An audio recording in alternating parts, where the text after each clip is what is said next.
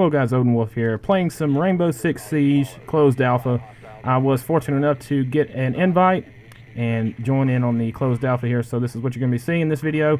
Starting off here, we're on the attackers team, and what you may be wondering is what the heck's going on. So we're driving these little remote controlled robot drones around, and that guy at the top of the stairway had just put an EMP down, which took my robot out. So you'll see some more of that here in a minute, but essentially the goal of those is to just infiltrate in and figure out where the hostage is and kind of get an idea of where the enemy is set up here. So we're going to try to rappel up the side of this house here, and I kind of like when I'm attacking, I like trying to peek these windows, and a lot of times you'll get guys with their backs to you, like that guy right there, but you do have to be careful on some occasions. There are some guys who know where the attackers are usually going to be coming from, and they'll be peeking out those windows, so sometimes you'll get shot before you even get up to the house itself, so just be aware of that. Now, that is an EMP grenade that I just tossed out there.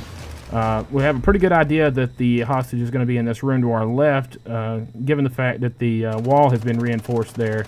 So I'm trying to just throw those EMPs in there in case they have some ECM jammers or any other gadgets that might be in the way here. So you see one dead enemy there on the left, and you can tell the walls have just been shot to crap in this room, and that is the hallmark of this game, is the micro damage, of the level of destruction that you can do on the walls and pretty much anything else there. As I put a breaching charge on that door and detonate it, and that larger detonation you see there was actually from an enemy, and he was using a nitro cell.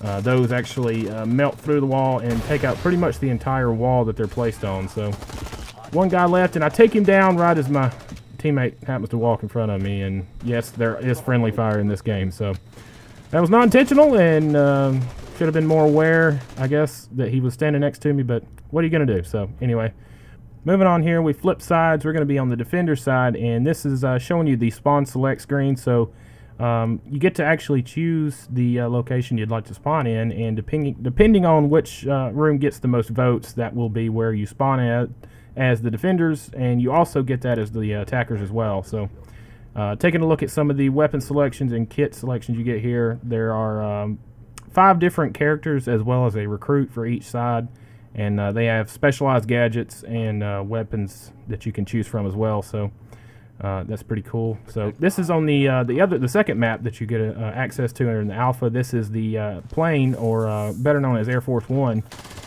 So we're going to be defending here, and number one goal right off the bat, you want to take out as many of those little drones as you can.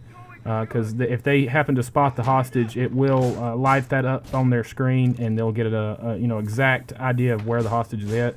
Although they got that close and they saw, we're down here barricading up, so pretty much a given that the hostage is in the cargo area. But like I said, there may be some people that are kind of new or not as into what's going on, and if they don't have that indicator on their screen, they may not know exactly where to go. So we're going to reinforce this wall, and what that does essentially is it makes it explosive proof and bulletproof.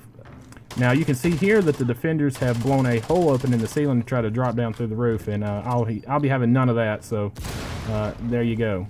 And fortunately enough, this gentleman here, as you can see in the kill feed up there, killed himself and about 2 or 3 other teammates with his own grenade. So hey man, we'll take all the help we can get. So moving on down here, there was only one defender left, and we could hear some rumbling around in this room, so I'm going to try to move in here and get a drop on him as he blows open the wall. Coming on in and get the hip fire off and spray him down. So I was very fortunate there. He was not in the spot or the position that I was expecting him to be in when I walked in. He was kind of beside me to the back, so I had to flip 180 on him and hip fire him. So fortunate enough to get a kill there. So moving back on into the house here, getting the drone action going, like I mentioned, trying to spot the hostage, and as you can see there, once you do spot the hostage, it will notify your teammates and put a little icon above his head that is pretty much visible all throughout the map. So now one cool thing is, like I mentioned, the destruction. You'll notice here that this little spot in the floor, you can put charges down and blow through that, or if you happen to be running the class with the sledgehammer, you can bash a hole in the floor, drop grenades or flashbangs down in there. Now you can put charges anywhere on the floor, as you can see there, but if it's not one of these predetermined little spots here, it will leave some boards and support beams that you can't drop down through, so you keep that in mind. Now, fortunate enough here, the enemy team was a little spread out and didn't stay with the hostage, so we were able to drop in, get the drop on them, and secure the hostage. Now, you can see I was having some trouble getting over the barbed wire here, and that's really, really difficult for the attackers. They get stuck on that pretty well. So, but we were able to secure the hostage and win that round. Now, this is a little smoke grenade or gas grenade, if you will, that you can throw out. That's specific to one of the classes, but it will, throw out a cloud of smoke that will damage the enemies. But it also has an effect on the hostage, which I unfortunately found out the hard way here. So if you do happen to incapacitate the hostage as a defender, you will need to revive him.